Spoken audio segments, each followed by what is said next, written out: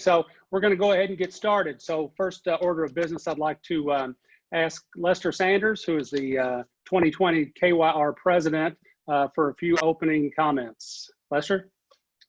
Thank you, Lamont. Welcome, Kentucky Realtor family, to our first KYR Town Hall. And let me start by simply saying thank you for participating in this Zoom call.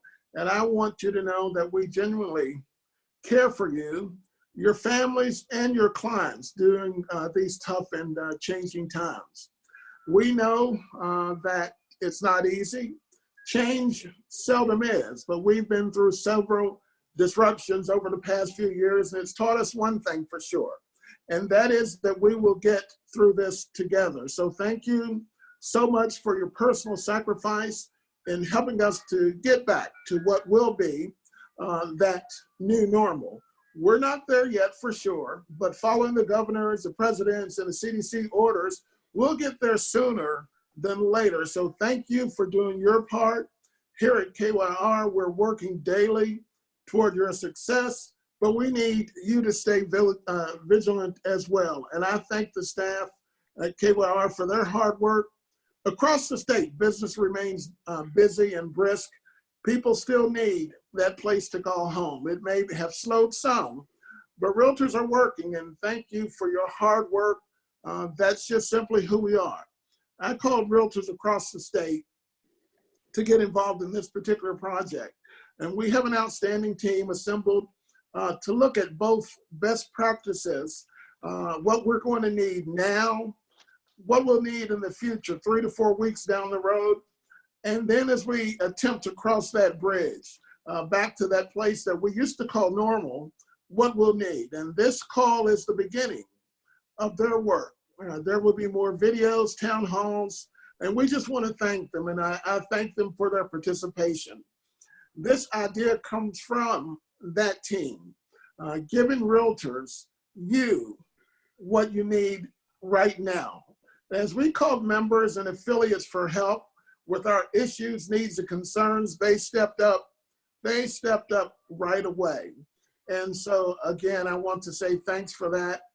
I will now turn it over to the person leading this presidential task force, NAR Director and past KYR President, Lamont Breland. Thank you, Mr. President. So again, thank you all for being here. Thank you for the task force that Lester has assembled. I would just like to acknowledge them.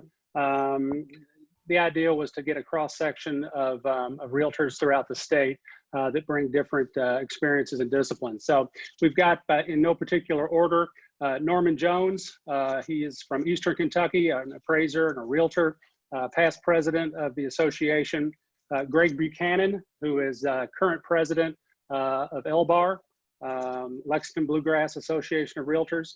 We've got Carter Martin Jr., who is a Louisville realtor, leads a team there. We've got Karen Gross, who is president of the Owensboro Association. We've got Kim Whalen, who is a broker in Northern Kentucky. We've got Robin Roseberry, who is also a realtor in Northern Kentucky. And then Stacy Ferguson, who is a Northern Kentucky realtor. And then Al Blevins, who is a broker in Lexington, Kentucky, and a past president of the association. So thank you all for your willingness to get together. And Lester, thank you for your leadership in putting all this together. All right, so that brings us to today. And you know, the idea here is just to have some timely information. Our goal is to do it once a week. We may do it as needed if something big happens. And then these are all going to be recorded so folks can listen to them at their leisure, because not everybody can obviously be on a call. So what we try to do for this first call, you know, we're going to kind of do this a little bit like they do on Fox or CNN.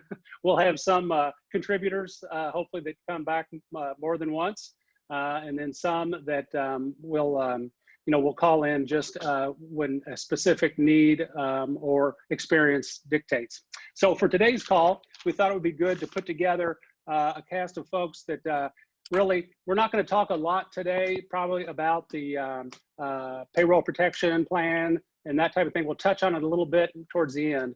but I know NAR has talked a lot about that, and it's still a moving target. But today we want to talk about things that can help realtors, boots on the ground, that are out trying to make a living in all this. So I'm just going to go through quickly and just introduce our guests, and then we'll go from there.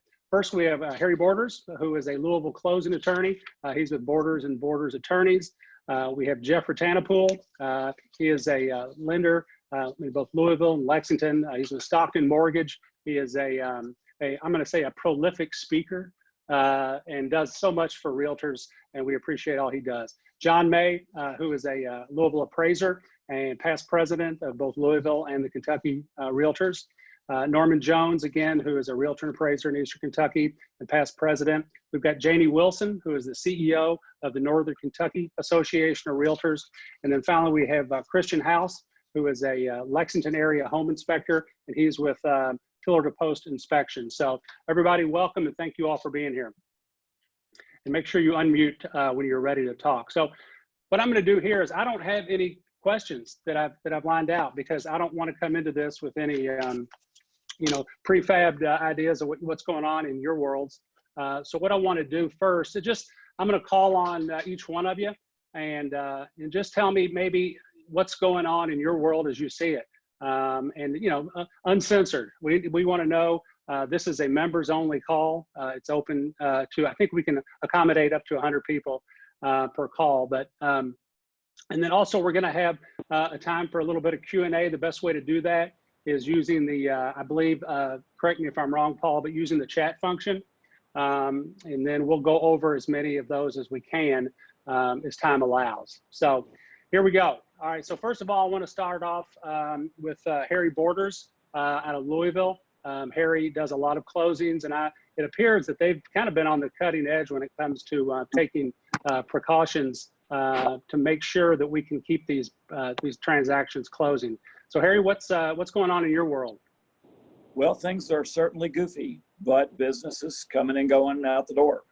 Can you turn on your video, or you have bad hair today? I've always got bad hair. There he is. There he is. That's called a self-hair. That's good hair. That's good set of hair. All right, go ahead. That's it. Business is actually pretty good. We look at our title orders, and that gives us a glimpse into what's coming down the pike. And we're off probably a third. What is more concerning to me is my phone is not ringing with realtors as frequently as it was a while ago. So business is going, it's just going slow. Now, we had a conversation with a realtor today, and the realtor took it upon himself to call the Board of Realtors in Seattle. And as you might recall, Seattle was the first place that this hit en masse. And he called them and said, what are your numbers like? And their numbers are off the charts good. So if that's any indication of where we will be in the next 2 to 3 weeks, things are going to be just fine. We've got to be careful. If we're not careful, then we're going to hurt ourselves, our families, our friends, our loved ones. But as long as we're careful, I feel confident that we're going to stay in business. And when this starts to subside, we're doing things a little bit different than we have in the past, but business is still going. And I was very encouraged to hear that Seattle is absolutely exploding. That is great news. That is good to hear. Very encouraging. While I've got you queued up here, I'm noticing as we go to different closing attorneys, different protocols that are in place. Some are far more lax than others. What should we do as agents? Let's say we've got a closing, and the closing folks maybe aren't as diligent as they should be. Can we take it upon ourselves to suggest that things be done a little bit better? Absolutely, for sure. It's a moving target. We're trying to learn all the time how to practice better safety in our office and help others to understand what that looks like as well. Most certainly, realtors, you just can't go to the closings. I'm so sorry. We miss you like crazy, but you can't be there. The kids can't be there. The lenders can't be there. Nobody can be there. We're just really diligent to make sure that everybody stays separated. What I would suggest that you coach your buyers and your sellers would be to bring a mask to the closing, to bring fresh gloves to the closing, to bring hand sanitizer if you can find it, and to bring your very own pen. We take care of all that stuff for our clients, but I talk to a lot of folks that that's not what's happening elsewhere. So be prepared. Explain to your people, don't touch anything, touch your own pen, put gloves on, throw them away as soon as you leave, and as soon as you walk out, go to the bathroom, wash your hands, and don't touch your face, and you're going to be just fine. Good stuff. All right, well, so obviously we can't have a closing without money. So Jeff Ratanapool, what's going on in the lending world?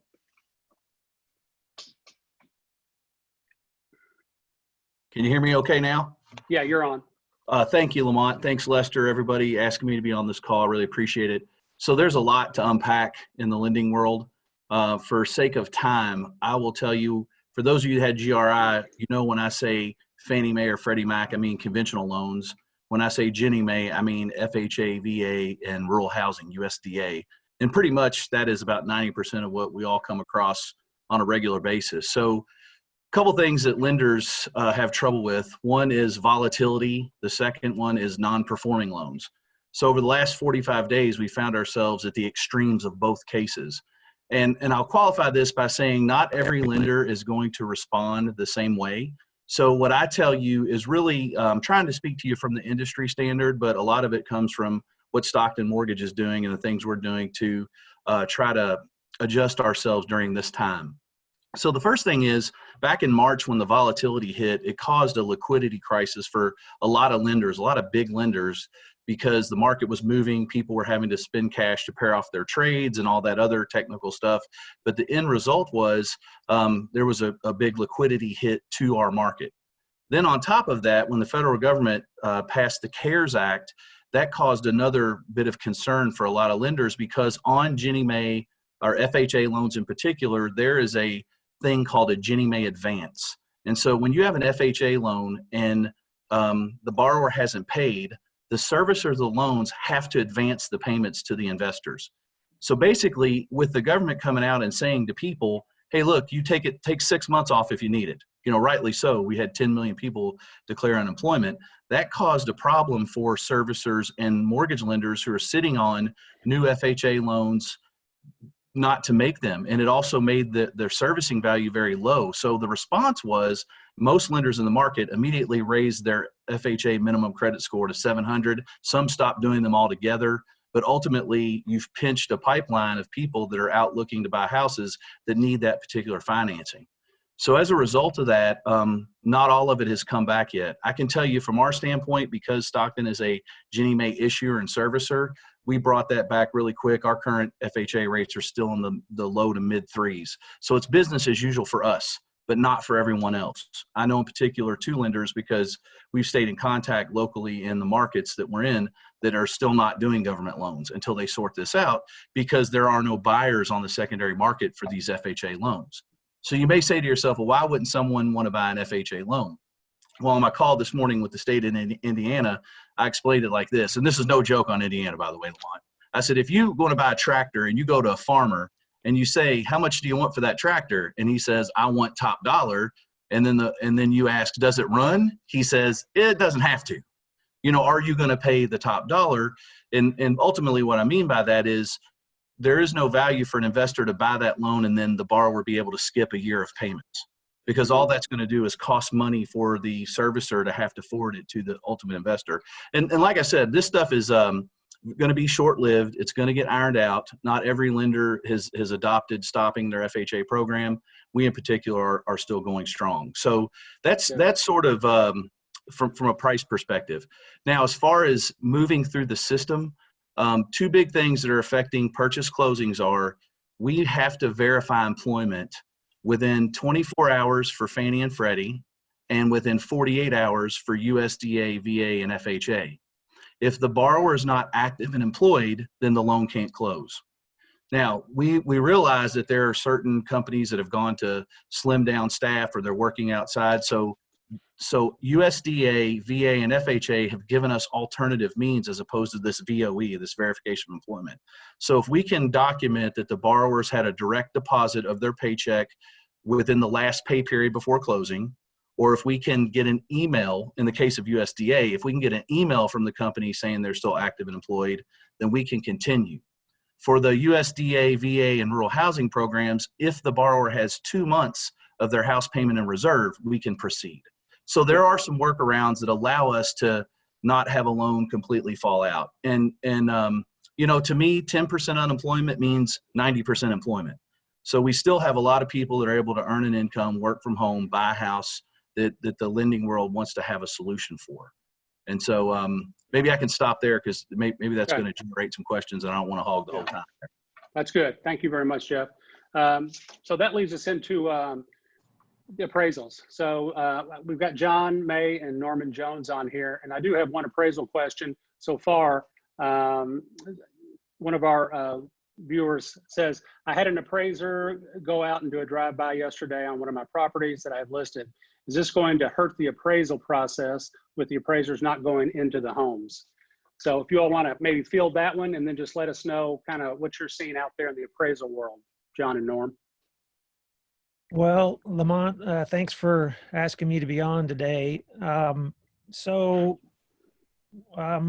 weeks ago, we were still doing interior appraisals for FHA, VA, and conventional, and it was very precarious to go into properties where kids were there and older, you know, you had older veterans at home. So it was not a very good scenario. We were using gloves and masks and shoe covers, but it was very uncomfortable and uneasy. So about 2 weeks ago, VA decided that they would, it was more in line with the health of the veterans for us to not get in on refinances and sales if the people were still living there.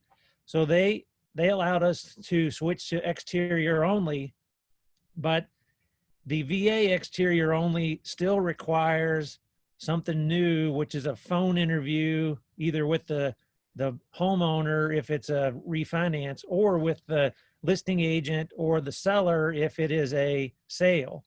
Now, the benefit of using the MLS and talking directly with the agent is that that system is going pretty well because there's tons of pictures on the MLS and we can have a direct communication with you if it's your listing, and we can get a lot of facts.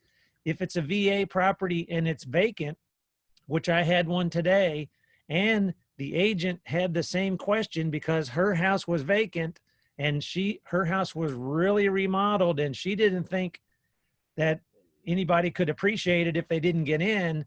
Well, in this case, since it was vacant, we did get in. And a VA does still require that you get in if it's vacant.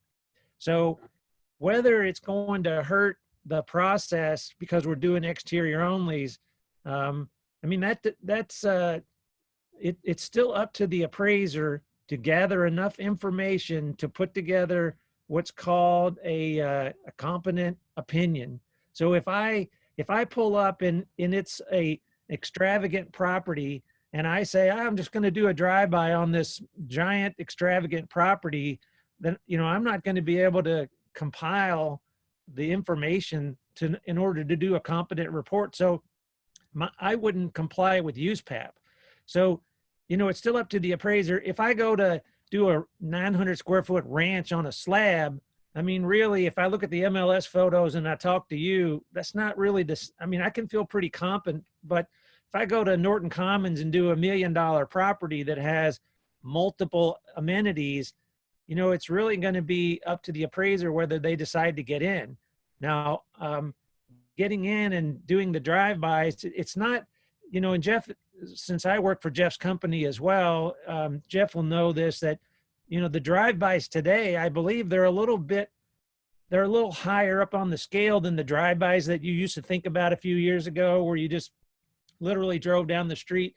VA still requires us to get out and measure the house from the exterior and take the front and the backyard pictures, where drive-bys in the past just literally meant like a drive-by right on down the street. Mm-hmm. Well, so now we got to get out and you got to look around. It's got to be a little bit more tangible of an investigation. But I'll read you a couple of the guidelines that some of our lenders have sent out, different checklists that I thought might be important.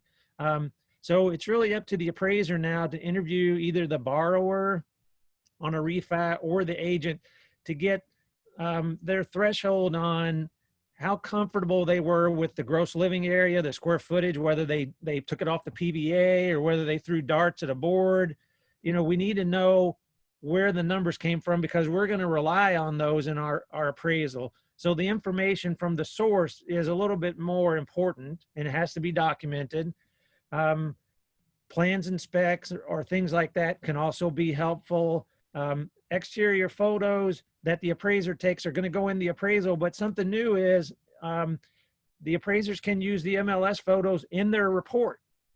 So, you know, when I talked to our president at KYR this morning, I said, hey, you know, appraisers may be now using the agent's interior photos in their appraisal, which is really unprecedented that appraisers would use interior photos in their report taken by somebody else because the photos are copyrighted on the MLS. So if it was your listing, Lamont, I would say, I would send you an email and say, hey, Lamont, we need to put in 10 of your photos into our appraisal to verify the condition of the kitchen and the bathroom and the living room.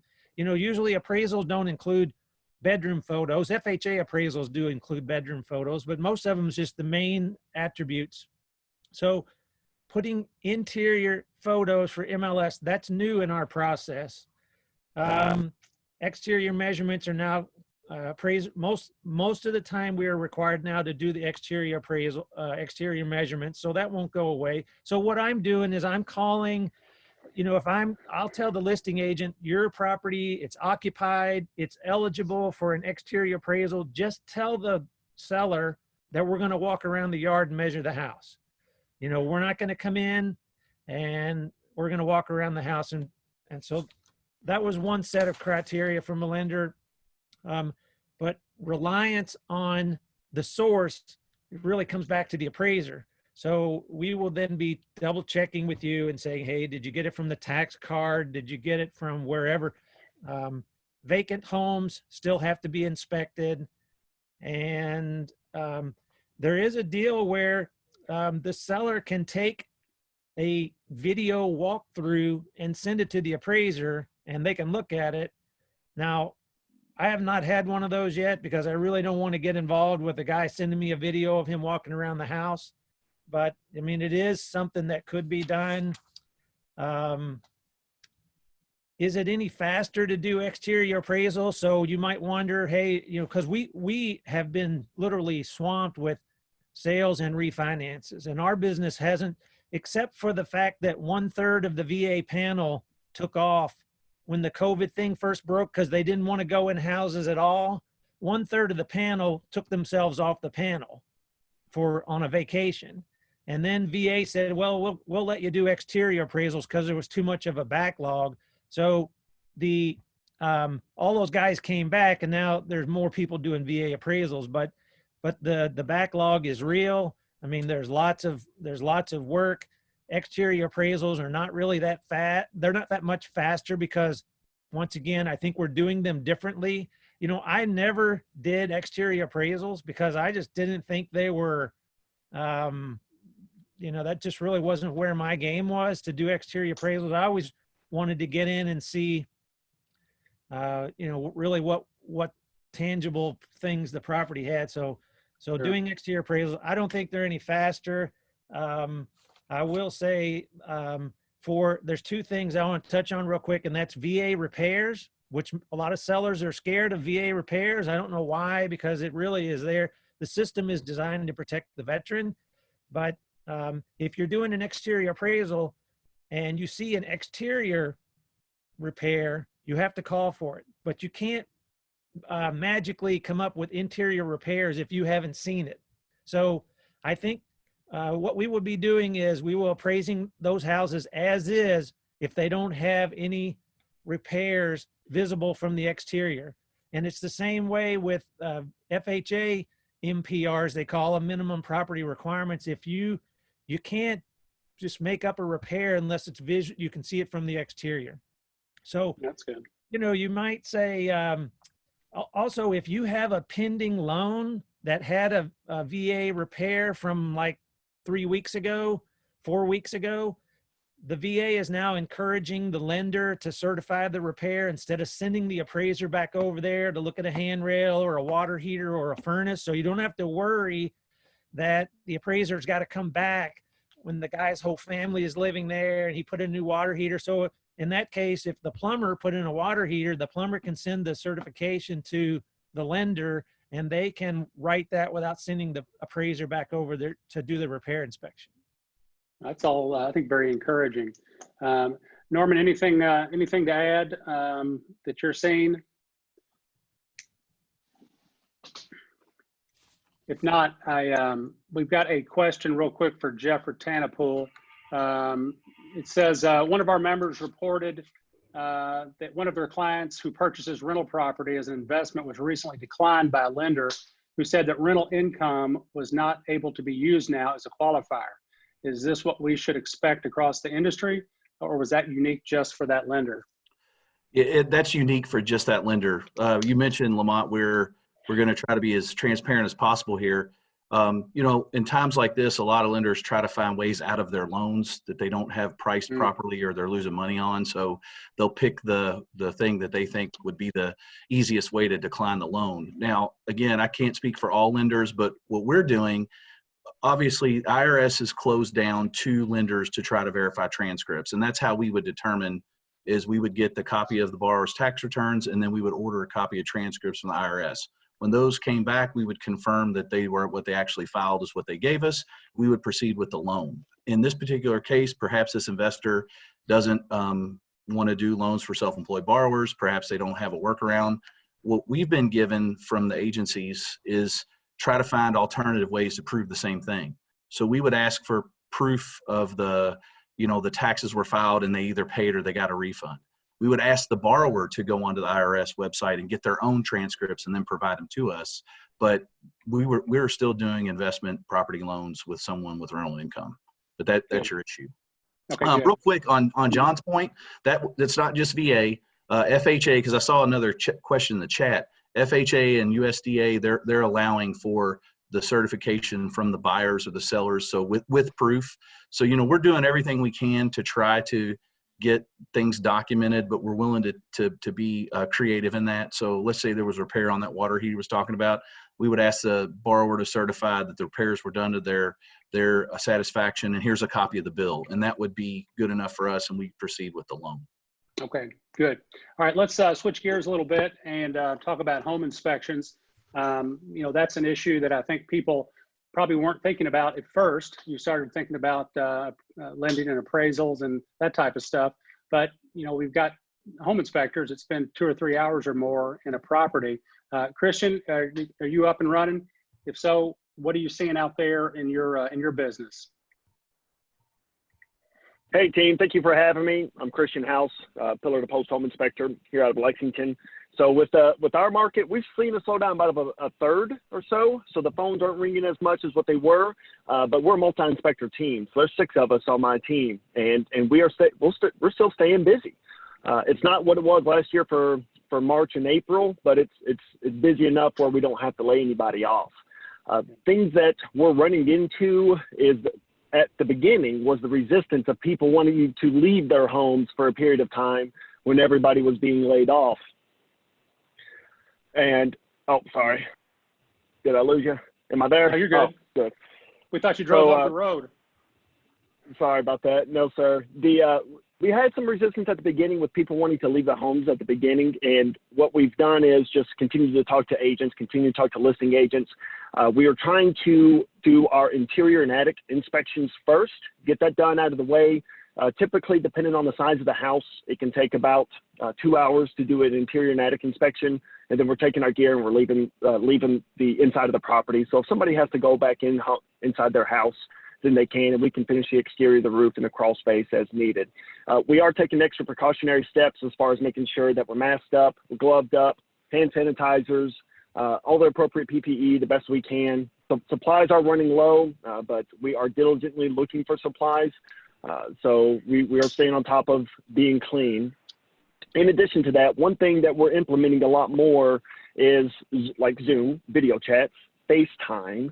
If somebody has to be there at the end of the home inspection, we are just telling them, just keep it 1 to 2 people. We will go over the findings, but we've got to honor the social distancing, and we may not be able to go back inside the house. And that's just the way it is. So we are doing our best to communicate with clients our findings. We are still getting reports out same day with photographic proof, and then talking to them with the findings as well, as far as the all the information that they need to ensure that they get a quality home inspection. So a lot of communication, a lot of information going to listing agents. We're getting a lot of for sale by owners still. So with that, we're making sure we're getting all the contact information for the for sale by owner.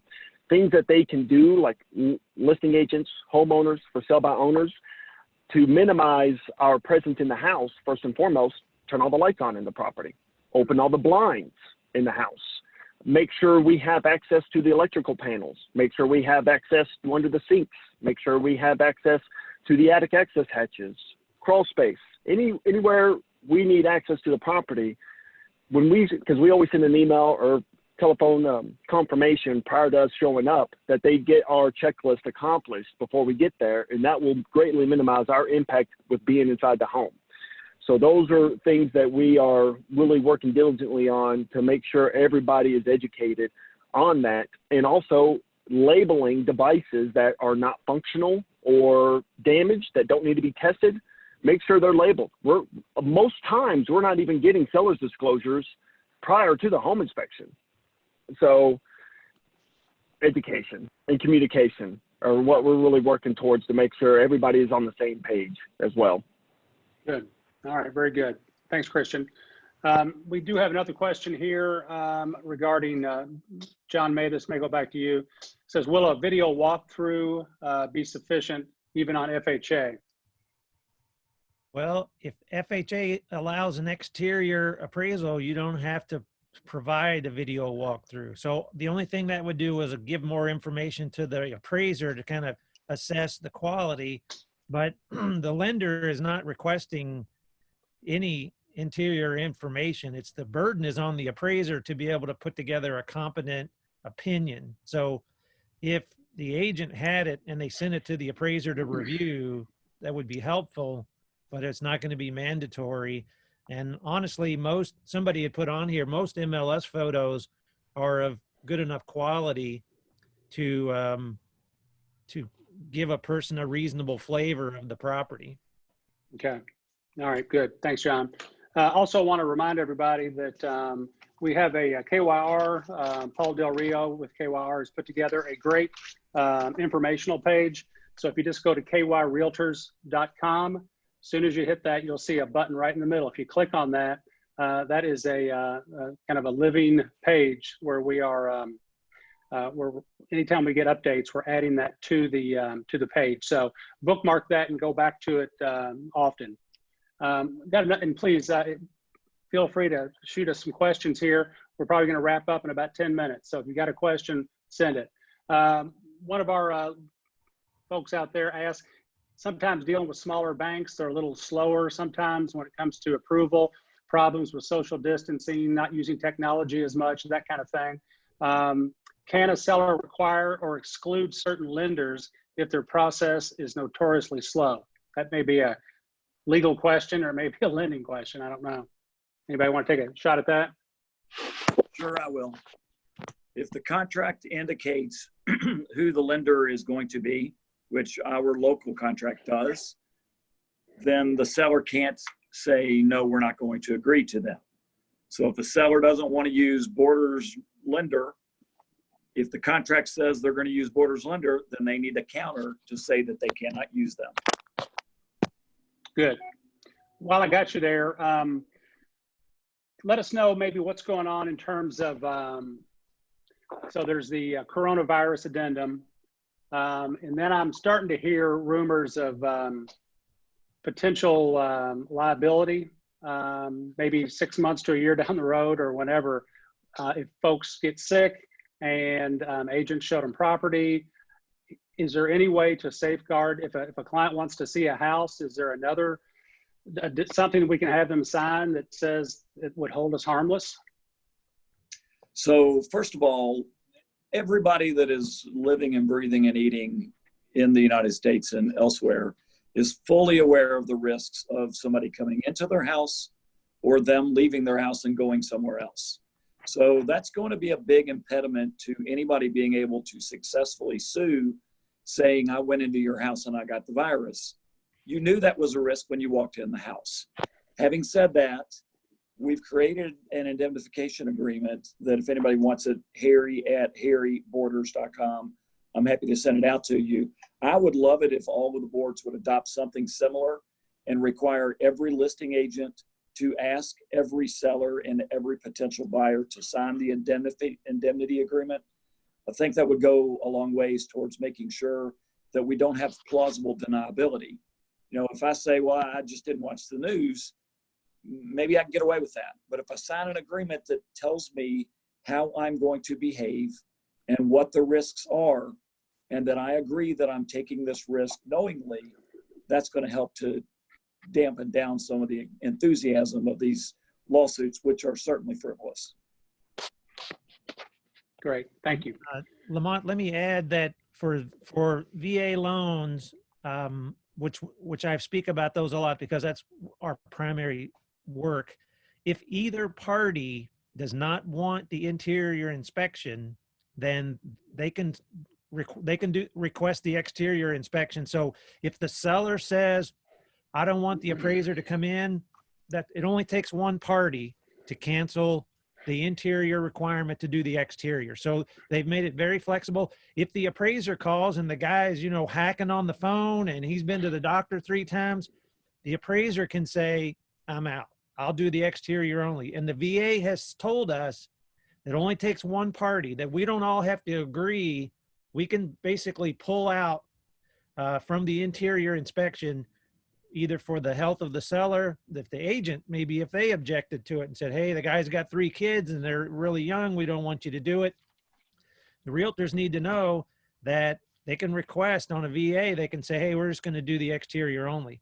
Now, I think on the exterior only, and Jeff might know more, on FHA, I believe they have gone to exterior onlys, but I'm not sure that maybe he could address that, whether every FHA is available for exterior only, or if are there any other parameters, Jeff, that an FHA would not be allowed to do exterior? Maybe a 203K, but most of those rehab loans have been suspended by every lender. But FHA, rural housing, VA, conventional loans are all eligible for exterior only. One note here, in some cases, we've seen conventional loans get a PIW, which stands for Property Inspection Waiver. And that's where Fannie or Freddie acknowledge that the price on the purchase contract is the value of the home. You don't have to get any appraisal at all. So they're really they're trying to find ways to make sure that we get this done. Now, that's purchases, and I know that's primarily what we're talking about. There's still FHA cash out and VA cash out. They're still requiring an interior of the home, but that's just if you're cashing out on your equity, not really concerning anybody here. Right. Good. All right. So as we start to come to an end here, one of the questions is about the SBA loans, the PPPs and so forth. So I'm going to take a quick stab at what I have learned. I've put a lot of research into it, so I don't know anything still, but here's what I think I know. So on April 3rd, companies like myself were able to start applying. Most of the banks didn't do it, I don't think, till Monday for these EIDLs and PPP loans, payroll protection program. I didn't know my CPA. We were obviously getting conflicted information 5 days ago, because we still are. My CPA said, even though I only have 2 W-2 employees, one of which is me, we have 52 independent contractors. He said to go ahead and submit it all. So we did. We submitted all 1099s, everything, and found out 2 days ago we were approved. However, NAR is saying that that's not the way we're supposed to do it, that each agent or independent contractor, since they can do it on them for themselves, that we are not to do that. Well, the problem is that from what I can see is all of our lenders, only 5 of them, we've got 52 agents, I'm sorry, all but 5 of them have LLCs. And of those 5, I think only 4 have business checking accounts. So the others are being turned away because they do not have an existing business relationship with their bank. So that seems to be an issue that's going to come up, especially tomorrow as this thing opens up. So does anybody have anything that they can add to that? Because I don't know what's going to happen. I mean, I think our number, so you take your 12 months payroll divided by 12 times 2.5, and whatever that number is, you can use 75% of that for wages, 25% to rent, utilities, and healthcare if it's in your business name. So ours was about 400, it was over 400,000. I can't imagine them depositing 400,000 into my bank this week or next. And if they do, I'm going to be terrified on what to do with it, because I would hate to have to pay it back if we were deemed later to have done it incorrectly. But I thought, err on the side of caution. If you get the money, you don't have to close on it. I think you have to close and distribute by June 28th is what my bank said, First Financial. He said, well, just don't close on it and see what happens. I've got to think that our lobbyists and others, as this starts to play out, are going to see that probably 95% of our members don't have business banking or checking accounts, and they're not going to qualify, and hopefully they will soften this up a little bit. So anyway, anybody have any thoughts on that? That's what I was afraid of. Hey, Lester, or I'm sorry, Lamont. Can everybody hear me? Hey, Lamont, Yeah, there you can go. hear me? Yeah, yes. This is Kathy Corbett. Hey, Kathy. I did the same kind of research that you did with CPAs, attorneys, bankers, you name it. I was told to only submit the 1099 for myself and anything that I paid either my full-time office staff or my interns that were 1 FTE equivalent between the two of them. I was told I could not use my agent's income that I paid. So I'll be watching to see what happens with you, because if I only use myself, my office manager, and my 2 part-time FTEs, it doesn't amount to a whole lot. Right. Okay. Thanks, Kathy. Yeah, and the dilemma there for anybody like me who's little is that you don't have enough utility information or utility charges and the rest of it to compensate for having to spend that much on payroll first. Right. Make sense? Absolutely. Hey, Lamont. Hey, Charles. Just real quick, I just got an email from the bank that I applied for with my PPP program, and they say you have 10 days from the application in order to close. 10 days from application? Okay. My application was on the 3rd, so for me to close, and as everybody knows, I have 2 businesses. The dog business is one, and then real estate. And so we'll be closing both of those on Monday. Okay. I know the 8-page PDF that NAR sent out said the same thing. It said that you do not submit all of your agents. So, but my concern is that's going to be fine for brokers and their money, or agents that have a LLC or an existing business checking account. But I just don't think most agents, I think they just use their personal checking account. So I think that's a negative impact that I think hopefully that they'll be able to change that. Okay, anybody else? Somebody said there's an excellent CRS seminar with Chris Bird regarding the EIDL and PPP. So Angela Clark, maybe you can send that to us if it's something that is that we could, if it's recorded. She will send the link. All right, any final questions before we're about 45 minutes in. Lamont, do you happen to know if we can revise an application that's already been submitted for either one of those loans? I think you can, and I think the other thing I'm hearing is, you know, my banker said, he said, well, we can just go ahead and switch gears and do, you know, just the 2 of you. But I think I'm going to go ahead and, you know, just wait and just see how it plays out.